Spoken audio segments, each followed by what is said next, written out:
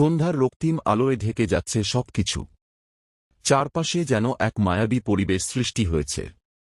এমন সময় নির্জন বনের মাঝে একটি পথ ধরে হেঁটে চলেছে ঋদ্ধি। তার চোখে মুখে উদ্বেগের ছাপ। সে জানে আজকের রাত তার জন্য খুব বিশেষ, কারণ আজই সে প্রস্তাব দেবে রাহুলকে।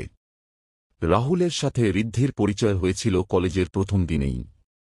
লম্বা, সুদর্শন, একমুখ হাসি নিয়ে রাহুল যখন তার দিকে এগিয়ে এসেছিল, তখন থেকেই ঋদ্ধি তার প্রতি দুর্বল হয়ে পড়েছিল। ক্লাসের মাঝে দুজনের মাঝে বন্ধুত্ব গড়ে উঠেছিল খুব দ্রুত। তারা একসাথে পড়াশোনা করত, একসাথে সময় কাটাত, আর সেই বন্ধুত্ব ধীরে ধীরে প্রেমে রূপ নিতে থাকে। কিন্তু ঋদ্ধি কখনো তার ভালোবাসার কথা রাহুলকে বলতে পারেনি।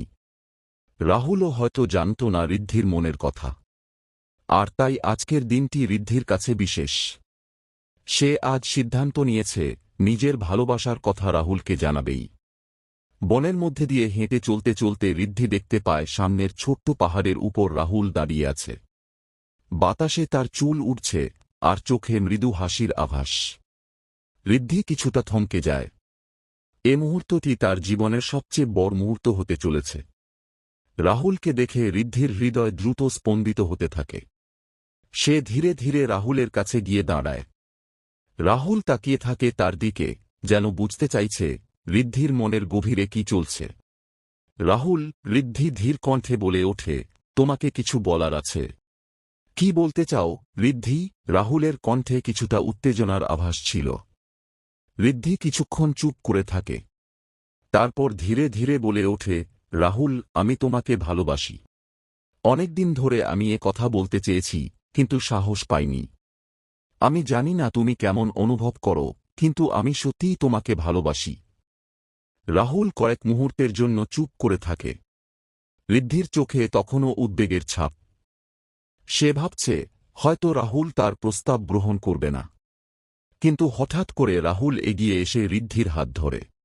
ঋদ্ধি, রাহুল মৃদু হেসে বলে, আমি অনেক দিন ধরেই তোমার জন্য অপেক্ষা করছি। আমি জানি আমরা বন্ধু ছিলাম, কিন্তু আমার মনের গভীরে তোমার প্রতি যে ভালোবাসা আছে, তা আমি কখনো প্রকাশ করতে পারিনি। আজ যখন তুমি বললে, আমার হৃদয় যেন শান্তি পেল।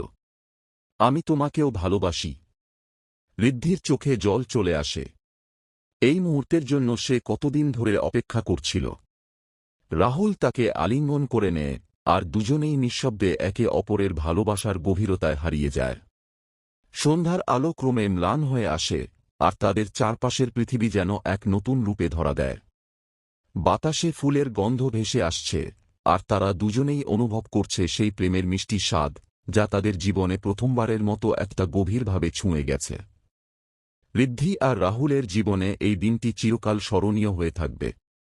তাদের প্রেমের গল্পটা এমনই ছিল, নিঃশব্দ কিন্তু গভীর।